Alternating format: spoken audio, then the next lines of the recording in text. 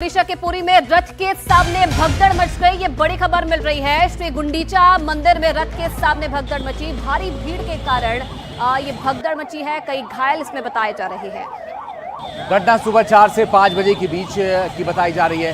घटनास्थल पर बताया जा रहा है कि एम्बुलेंस नहीं थी और लोग खुद ही घायलों को अस्पताल ले गए। जितने लोग घायल थे उन सभी को अस्पताल पहुंचाया गया।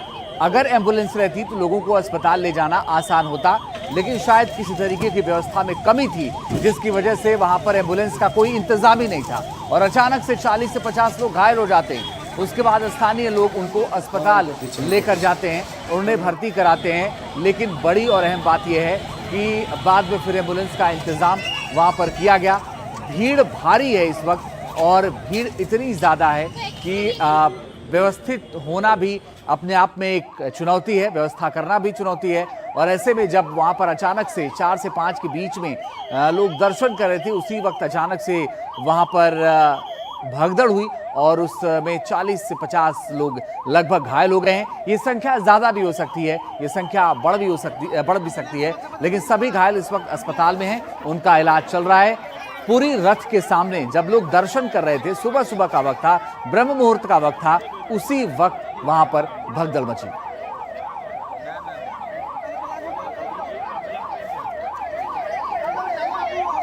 और इस खबर पर और ज्यादा जानकारी के लिए हम ग्राउंड जीरो का रुख कर रहे हैं। मनोज्ञा लोहिवाल इस वक्त जुड़ रहे हैं सीधे।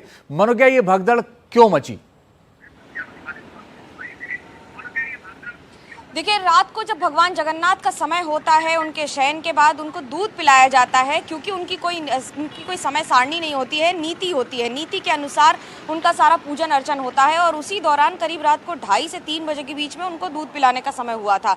क्योंकि रथ इस समय गुंडीचा मंदिर के सामने है और तीनों रथों के तीनों ही देवी देवता इस समय बाहर अपने रथ पर ही विराजमान है। ऐसे में क्योंकि जिस दिन वो पहुँचते हैं उस दिन उन्हें मंदिर के अंदर नहीं ले जाया जाता है, आज इंतजार किया जा रहा था कि आज के दिन उन्हें मंदिर के अंदर ले जाया जाएगा। लगातार भीड़ बढ़ रही है और जिन्हें भी पता ये लगा कि रात को भी भगवान जगन्नाथ बड़ोदंड पे यानी कि उस सड़क पर रहेंगे और रथ वहां बाहर रुकेगा, वो भीड़ भी आ गई। और जब रात को भगवान के शयन के पट हटे, यानी कि दूध पिलाने के बाद जब उनके अंतिम दर्शन के लिए समय हुआ, तो जैसे ही पर्दे हटे तो भीड़ एक साथ आकस्मिक तौर पर उनकी एक छवि पाने के लिए लगातार आगे बढ़ती रही, जिसमें ये भगदड़ हो गई और 50 से ज्यादा लोग घायल हो गए। बिल्कुल, तो मनोज्ञा, आप पूरा बता रहे हैं कि क्यों आखिरकार ये हादसा हुआ है। बहुत धन्यवाद आपका तमाम जानकारी देने